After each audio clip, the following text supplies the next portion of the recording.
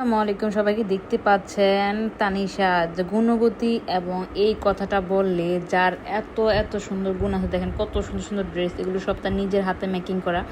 এমন না যে ফ্যাশন ডিজাইনের উপরে কাজ করেছে বা কিছু, সে নিজে থেকে আইডিয়া করে এই ডিজাইনগুলো তৈরি করে।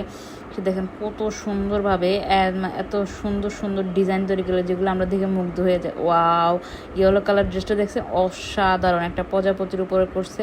তারপর এই রেড কালার, এটাও সে নিজের হাতে তৈরি করা, সে ফ্যাশনের উপরে কাজ করছে। তারপরে এই শাড়িটাও সে নিজের হাতে ডিজাইন করছে, ডিজাইন করে তারপরে সে এই কাপড় কিনে এনে তারপর বাসায় বসে বসে এই কাজটা করছে। এবং সর্বশেষ লোকটা মানে বলতে গেলে অসাধারণ হয়েছে। ব্লাউজ পিস বলেন, শাড়ি বলেন, এক একটা পার্ট মানে তার ডিজাইন করা একজন ডিজাইনের সাথে তুলনা করা যেতে পারে।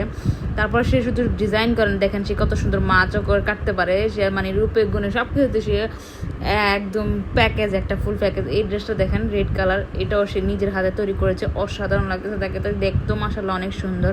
তারপর দেখেন সে পরিমণি এই ড্রেসটা দেখে তার ভালো লাগছে। এখন সে আবার এরকমভাবে দেখেন ডিফারেন্স কালারের মধ্যে এটাও তৈরি করে ফেলছে খুবই সুন্দরভাবে। মানে তাকে সে যেটা দেখে এটাই, তাকে যদি বলেন যে বা আমাদের ইন্ডিয়ার সাথে ডিজাইনারদের সাথে তাকেও তুলনা করা যেতে পারে। এত সুন্দর সুন্দর ড্রেস, হেয়ারের উপরে যে এটাও সে নিজের হাতে তৈরি করা। এত সুন্দর সুন্দর ডিজাইন একটা মানুষ কীভাবে তৈরি করতে পারে, ফ্যাশন ডিজাইনের উপর কাজ না করেও সে এত সুন্দর সুন্দর কাজ করে। খুবই খুবই খুবই সুন্দর হয়েছে। আর তার মানে কাজগুলো দেখে তো আমরা ভীষণ মুগ্ধ হয়ে গেছি। মানে অসাধারণ, এক একটা ড্রেস, এক একটা কিছু, তার সব কিছু সে নিজের হাতেই করে। তো আপনাদের কার কাছে তার কোন ড্রেসটা সবচেয়ে বেশি ভালো লেগেছে এবং সে যে একজন গুণবতী, সেটা যে আপনাদের কাছে কেমন আছে অবশ্যই জানাবেন।